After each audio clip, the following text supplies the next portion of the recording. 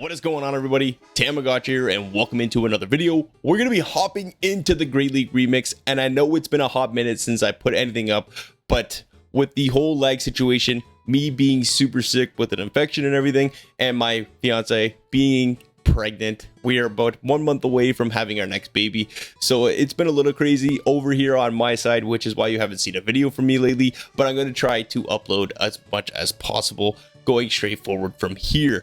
So hopping into the Great League Remix with this amazing team of Whimsicott, Shadow Typhlosion, and Skeledirge. Now, on the first battle here, you are going to see a Galarian Weezing.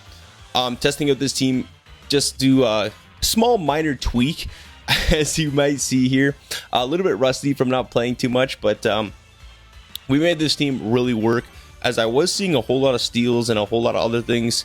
So in my first set anyway, my first two battles, so I decided to go with double fire in the back, and I thought, you know what, it has a lot of coverage as well. Didn't think about any mud boys or ground while creating this first little battle here, but after this I'm like, okay, I'm switching to Whimsicott to have that grass coverage and that fairy coverage for the dragons, so that our fire types don't want to see in the back. So this first matchup is kind of a little bit of a write-off, showing you why you kind of need that grass type to take care of the Swampert, because this Swampert is running absolutely rampant through my team. Luckily we get the full farm down, but there's a Bastiodon in the back there, and unfortunately they do catch the move on the Cacturn, but there's really nothing I could have done. Now I'm thinking, if I had Whimsicott in that situation, they would have been forced to swap out, and from there I think I would have done a C-Bomb. I would have came in with my Skeledirge and possibly taken out that what do you call it, that Bastiodon. Haven't seen much of those lately, but it is what it is. So hopping to the next matchup here, they hop into an Alolan Ninetales. We have a Skeledirge for them. We're going to throw two more Incinerates, maximizing out on energy, throwing the Disarming Voice to knock them out, and back in comes a Poliwrath. Now Poliwrath did get a nerf. Counter is not the great move it used to be. Still does the same damage, just not as much energy generation. So we're able to get to this second Disarming Voice, getting that shield, which is absolutely massive. And they don't even throw a move. We fully farm them down. They have an Ariados in the back, and that Typhlosion is going to absolutely burn through that bug. You'll love to see it. So hopping into the next matchup, terrible lead here. Safe swap for this team is going to be Skeledirge, and they hop into a Shadow Sableye. The whole point of a save swap for this team is to grab shields, and with the Disarming Voice and the coverage that Skeledirge has, you are able to grab shields. It demands shields. Even from a Lantern, if they don't throw a Surf, you can get to a Shadow Ball plus Disarming Voice, and it's going to demand a shield. So we're able to get both shields from our opponent, and a 2-shielded up Typhlosion is absolutely scary. It can run rampant, even through a Bastiodon.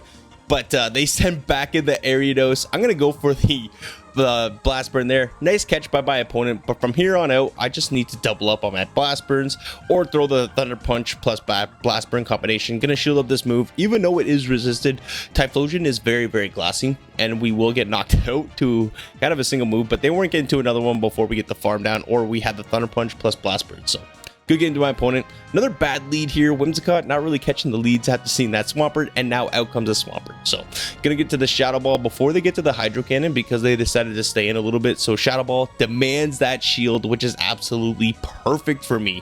And from here on out, I'm happy with letting my Skeledirge go down and coming back in with my Whimsicott here.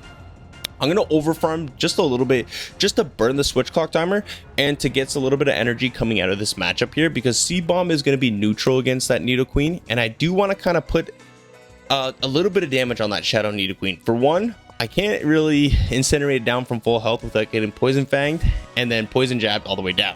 So what I have to do, throw the C-Bomb, get a little bit of chip damage, come in with my Typhlosion, and now look at the Incinerates absolutely ripping through this Shadow Nidoqueen. 3 Incinerates and that thing is gone. Out comes a Conflable. We have the back-to-back Blast Burns here. Getting a call from Mom. Unfortunately, we're gonna have to call her. We did call her back, but it is what it is. Left break, good night, Clefable. Picking up the best lead you can ever ask for. Pangoro into the Whimsicott. They hop into a Cresselia, and I hop into my Skeledirge. Now, all Cresselias are now not running Future Sight, so you don't have to worry about the Future Sight. Moonblast, Grass Knot, both going to be resisted. Shadow Ball absolutely KOs that Cresselia, and maybe I should have undercharged that a bit just to get a little bit more energy coming out of this matchup. But we do grab a shield with the Disarming Voice, double super effective damage. Definitely would have been enough to one-shot that Pangoro. And now they come in with a Quillfish. Now, Quillfish is very glassy. They get to those Aqua Tails very, very fast, but with a shield advantage here, we're going to be able to get the 2 Thunder Punches before they reach 2 Aqua Tails, which is quite fine by me. So I'm going to shield the second one, and we should get to 1 more Incinerate, and then 1 more Thunder Punch before they get to another Aqua Tail. And this Thunder Punch should just do enough damage to knock out this Quillfish here. And Pangoro comes back in. I'm going to hop back into my Whimsicott. Close combat, Night Slash, both going to resist it, not going to be enough to KO. They throw the close combat, it does a lot of damage, but we're healthy enough to get to the Seed Bomb, and Seed Bomb is enough to take out that Pangoro. GG's, well played to my opponent, and I do believe that was a 4-1 set already. Yeah, really quick. These battles go by really, really quick. Either my opponent quits, or we just burn through their team like it's nothing. Amazing lead here, Dragonite into Whimsicott. They hop into a Steelix, and I have a Skeledirge for them. I'm going to shield. Potential Crunch could be coming through, which is going to do super effective damage, and if I didn't shield that, they would just be able to Dragon Tail me all the way down.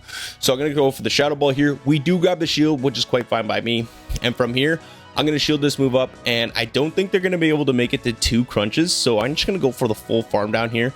Have 2 Disarming Voices locked and loaded for this Dragonite when it wants to come back in. So the first Disarming Voice going to be coming through.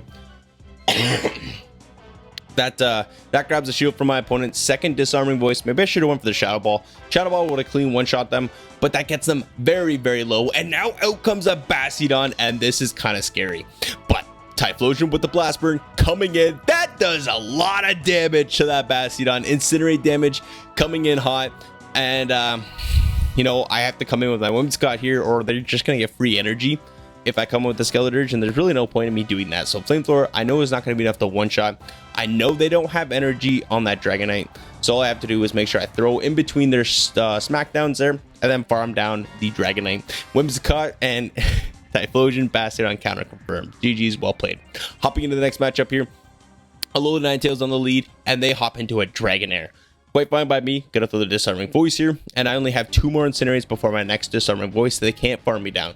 I want all shields down in this scenario, so I will end up shielding this move, and if they want to keep switch advantage, they are going to have to give up their second shield. Quite fine by me. Body Slam got nerfed this season, so I'm really not too worried about getting to Body Slam twice, because we will survive it. Even from a Shadow Dragonair, look at that. Body Slam doesn't do a whole lot of damage anymore. We're going to get the full Fairy Wind farm down, and then we're going to hop back into our Typhlosion here. Saving all this energy for later. Typhlosion comes in. Out comes a Credilli, and I'm going for the Blast Burn right away. And you know, that Blast Burn's enough to one-shot. Left, right, good night. Back out comes Alola Ninetales, and we were only 1 more Incinerate from our next Blast Burn, and then they decide to top left. So GG's, well played to my opponent. Hopping into the next matchup. Whoa, scary.